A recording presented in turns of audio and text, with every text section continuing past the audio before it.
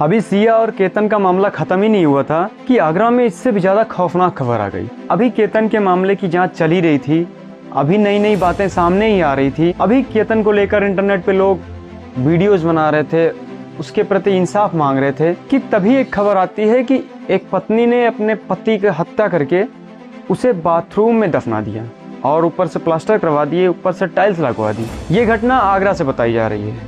एक व्यक्ति जिसका नाम सुरेंद्र कुमार था, वो लगभग 45 दिनों से लापता था, मगर ये कहानी तब पलट गई जब उसी का शव उसी के घर में बाथरूम में फर्श के नीचे पाया गया। सुरेंद्र लगभग 44 साल के थे। वो 18 मई से गायब थे और इसी के चलते उनके परिवार उन्हें ढूंढ रहे थे।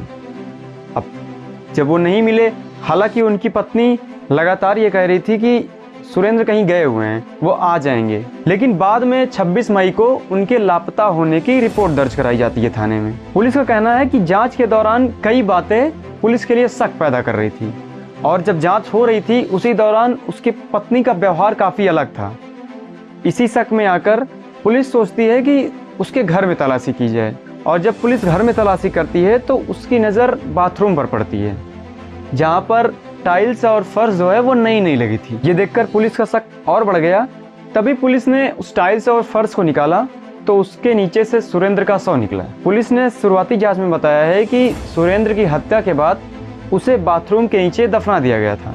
उसके ऊपर से मिट्टी डाल दी गई थी, उसके ऊपर से प्लास्टर कर दिया गया था, फिर टाइल्स लगवा दी गई थी और ये इसलिए किया गया था कि ताकि किसी को शक तक ना हो कि उसके पति का शव बाथरूम में दफनाया गया है। अब पुलिस इस बात की जांच कर रही है कि इस मर्डर में किसी दूसरे का हाथ तो नहीं है। अब जब रूबी को गिरफ्तार किया गया, उससे पूछताछ की गई तो उसने हत्या की बात कबूल कर ली। रूबी ने बताया कि हत्या से पहले ही बाथरूम सही कराने की प्लानिंग की गई थी।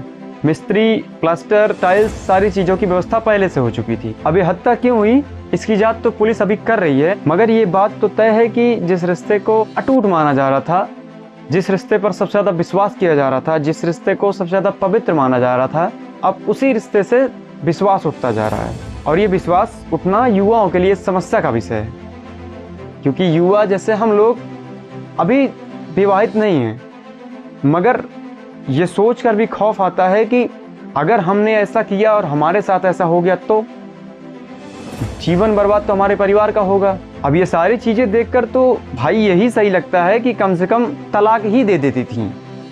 मतलब जान से तो नहीं मारती थी ना, जान से मारने से तो बेटर ये तलाक दे दो भैया।